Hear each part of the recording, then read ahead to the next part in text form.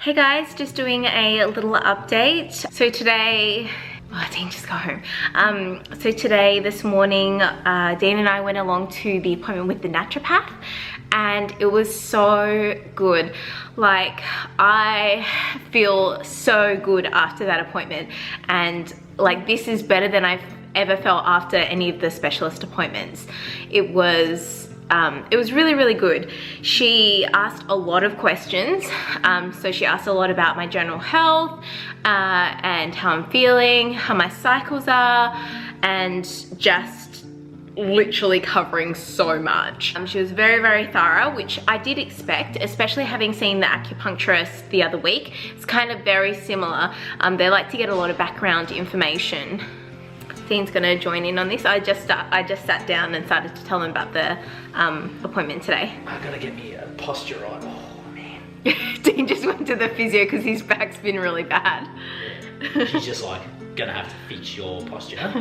Once we fix this issue. What were your just like general thoughts about today's appointment?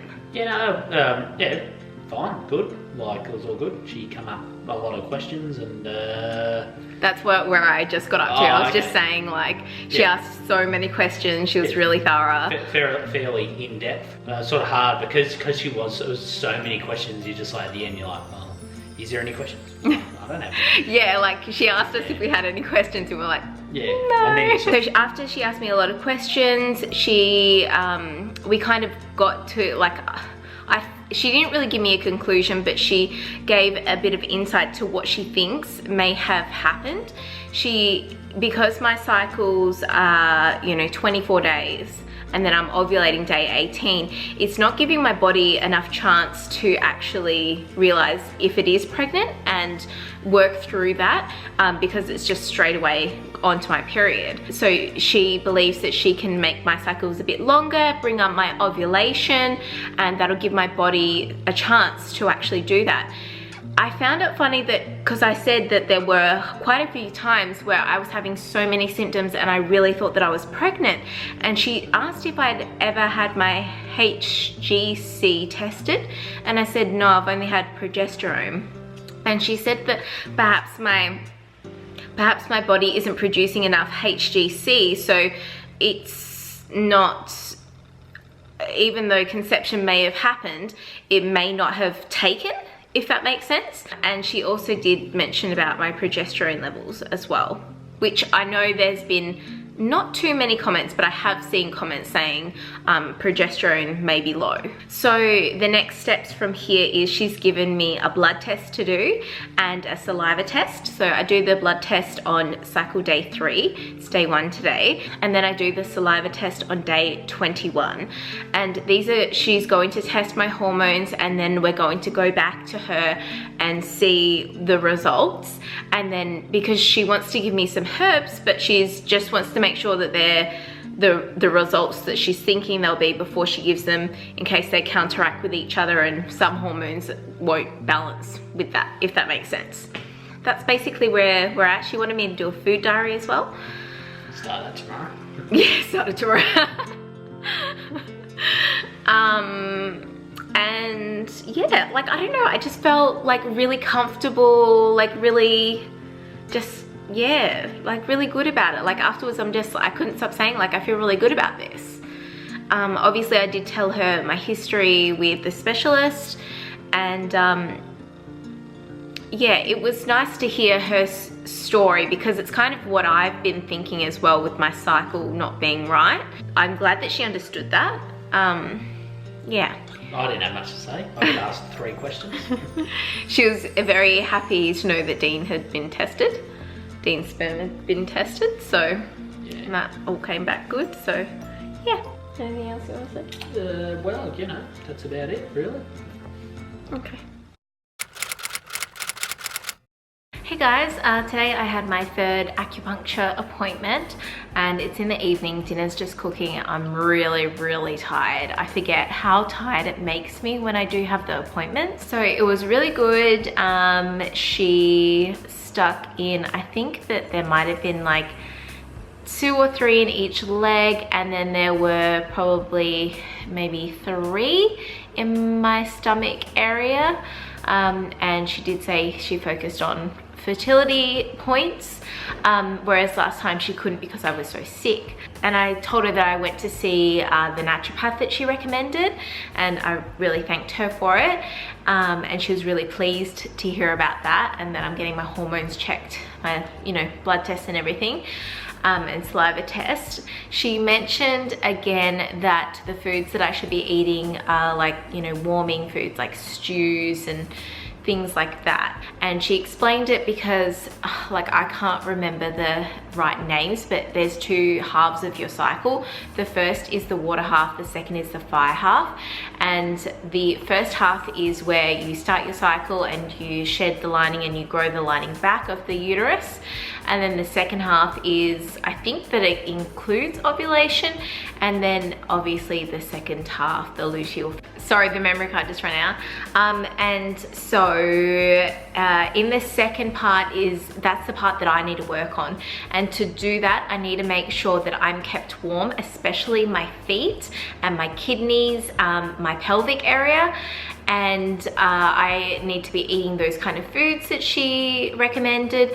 And she did say that it would be best to go and get up in the morning and go for a walk. Now, she specified that it shouldn't just be like around the neighborhood streets. It should be like a walk, you know, like whether it be like around a lake or, you know, with nice scenery. In Chinese medicine, that must be have some kind of benefit anyway. So they're the kind of things that she suggested for me to work on, which was really interesting. And I said, well, why is it that if I'm meant to have those foods for to help my fire part, why do I crave for bad foods? And she said, you know, I've never thought of it like that.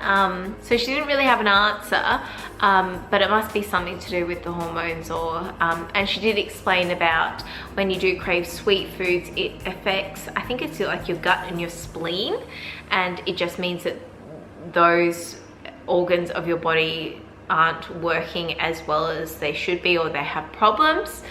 And it's so funny because like I have a sweet tooth like my whole life. So yeah, I very well could have those problems, who knows. Either way, it was a really good appointment. Yeah, I feel good about it. Oh, and she put one in my pituitary again and one in the top of my head. I don't like those in my head, but anyway, it's not a great feeling having needles stuck in you, and she like moves them around a bit. It's not a great feeling, but I just like to think of the benefits of it. Look, I honestly haven't done that much research into it. I've just gone from word of mouth that it's good, and I've had a few people recommend it to me, so that's what I'm doing. Going along with it. Now, she did want to see me like at every different stage of my cycle. So today was day 2 of my cycle, so she's seen me while I have my period, and next week I'm going back next week, and then she'll see me the week after for ovulation. So my last cycle, I think it was the normal 24 days, ovulating day 18. I just missed the mark, and well, I didn't miss it, I just calculated my period starting I think 4 days earlier than what it did. But this week could definitely tell when my period started, because I got a massive headache the day before and I just felt everything bottom out. So right now I've got a shepherd's pie cooking, or cottage pie. It's just beef mince with sweet potato and normal potato mashed on top. So yeah, I need to focus on, you know, making foods that my body needs. And I have my socks on. So the naturopath asked me what vitamins that I'm taking, and I told her all of them, and she said they're perfect, like they're really great. I'm taking magnesium, zinc, folate, fish oil with evening primrose oil, and CQ10. Is that it? Or I think that there's another one as well, but I forgot to even say that to her, and she said that they're really good. She did mention, and I have heard of this, that, and I didn't realize the percentage was so high, about 40% of the population can't actually absorb synthetic folate. I recommend these vitamins. Now, these actually have both kinds of folate, so if you can't if your body can't process it, then it has the natural kind of folate that your body can process. You can get a genetic test done to see which category you're in, or you can just take one that's going to cover everything. So these capsules, I'll just show you a close up. So these ones actually come with 2 different bottles, and there's capsules and then tablets. Now I think it comes with just 30 each, yeah. And you take 1 per day. She recommended in the morning because it's going to give you energy, and with food. So I'll show you what they look like. I had my first dose of them today. So this is the capsule. So it's very easy. It looks like the CQ10 capsule that I'm used to taking. However, oh, this is the tablet, and it is disgusting. I was dry reaching taking this. It was awful. Oh my god, it stinks. Like, it really stinks. I'm gonna have to go wash my hands.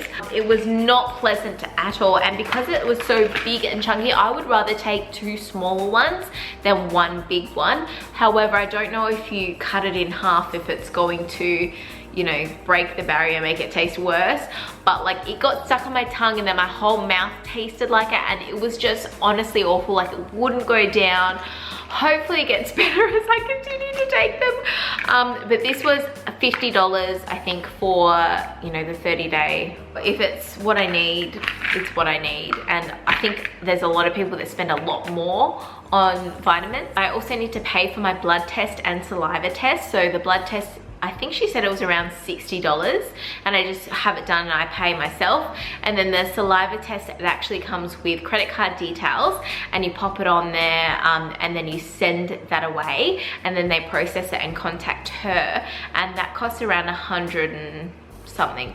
So the appointment itself for the naturopath was $145 for the first initial consult, and then I don't know how much it is per each other consult, but I'm not going to see the naturopath until I get my results back, so about a month. Then have another appointment, and then continue seeing my continue having my acupuncture appointments as well. So I don't know, like, this is a pretty expensive way to do it, especially not that it's covered by private health. Like, I don't think much of it will be covered, but we'll see.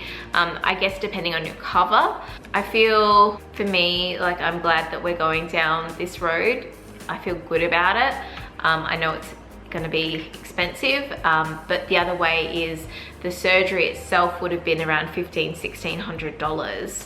So we've got to remember we're saving that money at this point in time. We may need to spend it down the road, but yeah. Look, I'm not gonna lie, I am really salty of the fact that obviously this costs a lot of money. People who get pregnant straight away don't have to fork out any of this money.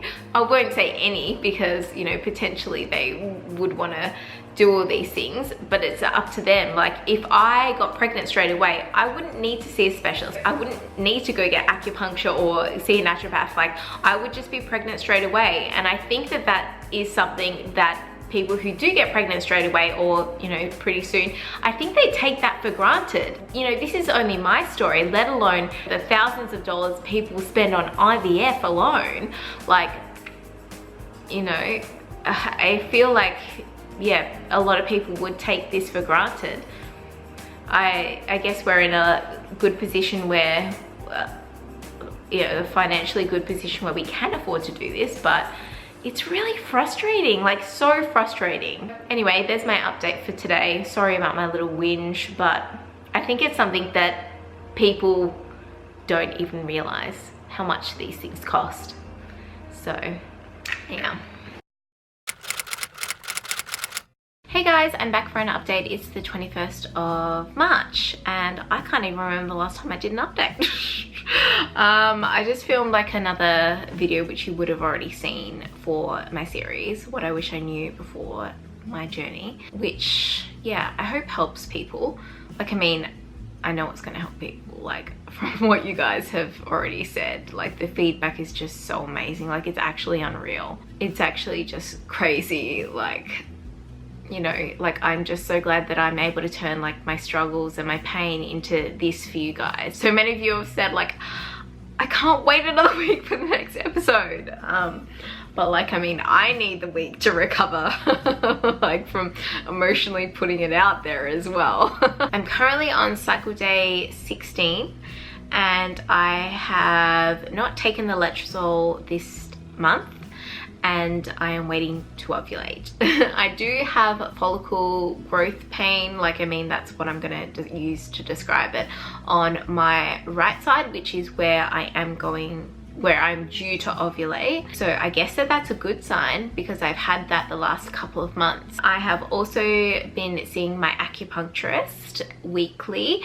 So that's been really interesting and it's taught me a lot. She said that I need to have more chi in my morning, so more fire in my morning. So she said that I need to get up and go for a walk straight away in the morning, which is what I have been doing most mornings. Sometimes I've been like, I wait a little bit to get up, and especially now it's so dark, I can't get up straight away because I don't want to go for a walk in the dark. And she did suggest go out for a walk in nature, not among the streets where you live. So if there's a path or a lake or something that you could walk around, or a track, then do that instead, because it's so much different walking in nature than walking around houses. And then she did suggest to have stews and, you know, warm cooked meal. She did also suggest to have certain teas. So I meant to have ginger tea in the morning and in the PM, and then a chamomile tea at night. And then last week she gave me this thing called moxa. I should go get it for you. So basically it's like, it's so bizarre. It's this long cigar shaped kind of thing that you set on fire and it smokes, and it's just like herbs and stuff like that. Like it literally smells like, it doesn't smell quite like marijuana but it smells like, yeah, herbs. Like I don't know, it doesn't have the best smell. It definitely, if you're gonna do it in a well ventilated area or outside if you can. But basically you light it and then you just wave it around the area, and what it does is, because it's on fire, like not on fire but like it's lit, it warms up that area and it gets blood circulating to that area. So for me, I needed to do it just underneath the navel, and I guess like where my uterus is, and then there was some spots on my big toes where I needed to do it, and she wanted me to do it to stop my bleeding. My period it's a slow bleed, and it usually lasts anywhere between like 10 to 13, 14 days kind of thing, and that's including spotting as well. So she wanted me to do that until on my toes, until my bleeding stopped. So I have been doing that, not every day. I've been having my teas, I've been going for walks, and I just feel like in such a better place, like just adding just a few of these, like, you know, healthy habits to my lifestyle. Like I feel so much better. I also feel better because obviously, like, I'm not having the surgery. Like, I mean, that was a huge weight on my shoulders, but like seeing the specialist and taking the letrozole every month, it was added pressure that I didn't even realize. Like now that I'm not doing it, like I just feel like so much pressure is off, and I just feel like I can focus on trying to get my cycle right. I just feel great about that. Like yeah. It's funny where your journey takes you. And yeah, no, it's good. This is my journey as well. Like I'm not telling you to go and cancel your appointment for your laparoscopy and just go see a naturopath and an acupuncturist. Like this is just my journey. And for me right now, yeah, I just want to get my cycle right. So I've got to do still the saliva test for my naturopath, and I do that on day 21, which is next Tuesday, and then I can go back and see her for the results. My treatments with the acupuncturist, she yesterday I had a treatment and it was so funny. Like I've been actually like really good, like really peaceful like this most days, but yesterday it was a bad day, and like I was just so exhausted. I like I just wanted to sleep, and I can get like this before ovulation. I didn't go for my walk yesterday. I laid in bed until like 11:15, and I just couldn't do anything, and I was just so tired. I just wanted to sleep. Like even when I got there, she was just like, oh, have you been running around all day? And I'm like, no, I'm just really exhausted. And she's like, oh, okay, how do you feel? And then I said, I feel like I could just cry. And she's like, and like I nearly like started crying, and she's like, okay, up on the table. Like after, I just felt so much better after the session. And there are a few things that she did differently, and like they vary throughout the cycle of, and that's why I have been seeing her on a weekly basis, because everything is wrong with my cycle. I bleed too long, I ovulate late, and I get my period too soon. Like everything's wrong. I'm hoping that the treatment will hurry up my ovulation, but even if it didn't do that, it has definitely balanced me out. I feel so much better today. And she's given me, I don't know if you can even see like these little sticker things there, and these points on your ears are actually is an endorphin point. It's going to make me feel happier, which I feel like, and I don't know if it is that or not, but I feel so much better today than I did yesterday. And she also, I don't know how I feel about this, but she used electricity on the needles on me yesterday, and it was just like a really, like I could hardly feel it, but one of them in my leg, it kind of gave me a little zap, and like I try and drift off to sleep, and it just like and it actually fell off. And she came back in afterwards, and I said, oh, one gave me a little bit of zap. And I don't look at the needles, like I ain't gonna look at them, because I don't like the fact that needles are in me. Like overall, I don't like the process of needles being stuck in me, but I know it's helping me. And she said, oh, that's because it's fallen out, like it's fallen off. I don't know if the whole needle fell out, but I know that the thing came off there.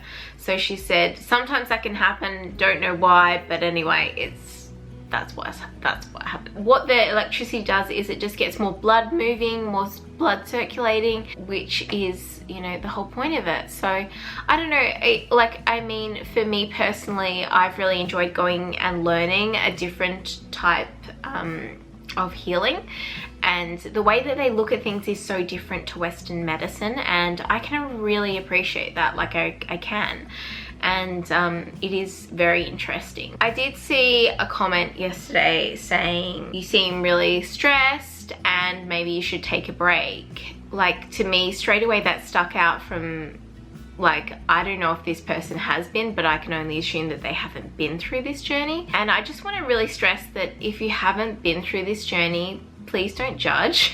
I don't think it's something that you can even comprehend until you've actually been through it. If you were able to have children straight away, you may not understand any of this. And this comes back to the whole point of me making these videos, is so that people can relate, have someone to relate to, and not feel so alone if they are going through this.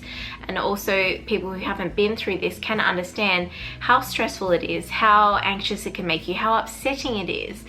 And please keep in mind, like, you are only seeing, like, right now, like, this is 11 minutes of, you know, my day. For you haven't seen me for like 2 weeks or something. This is such a sensitive topic, and it's taken me quite a while to be able to film and feel comfortable in talking about what I'm talking about, and to not get upset while I talk about it, because it's so upsetting, it's so emotional, and we already have hormones going all over the place. I said this in a previous video, if we could not stress, we would not stress, but it's something that you just, you know, you have your good and your bad days, and overall it is very stressful, and it can bring out anxiety and depression and a lot of emotion. That's what I want you to understand.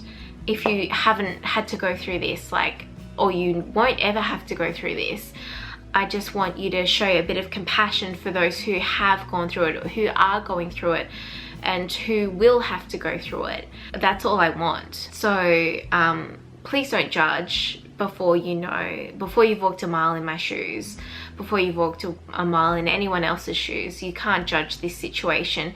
And if you want something so bad, like how much I want a baby right now, I'm not getting upset. You will know the importance of taking a break, especially when you have 12 months 12 chances to get pregnant. If you take a break, that's going to take out one of those chances. And I'm fully aware that me not taking the letrozole this month, that may have, well, taken away my chance.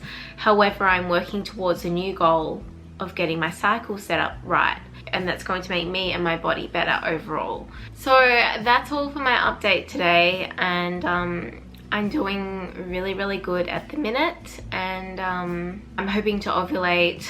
Oh, please get like a positive test tomorrow. It is actually our 5-year anniversary, wedding anniversary this weekend. We're going away to Melbourne for one night, so I'll have to take my little tests with me.